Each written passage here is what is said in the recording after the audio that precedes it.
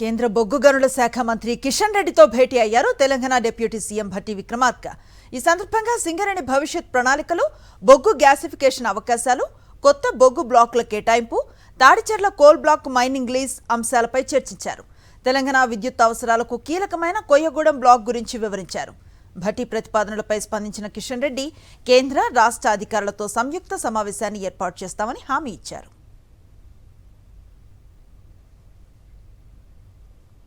కేంద్ర బొగ్గు గనుల శాఖ మంత్రి కిషన్ రెడ్డితో భేటీ అయ్యారు తెలంగాణ డిప్యూటీ సీఎం భట్టి విక్రమార్క.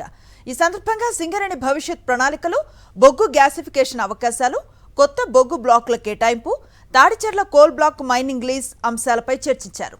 తెలంగాణ విద్యుత్ అవసరాలకు కీలకమైన కొయ్యగూడెం బ్లాక్ గురించి వివరించారు.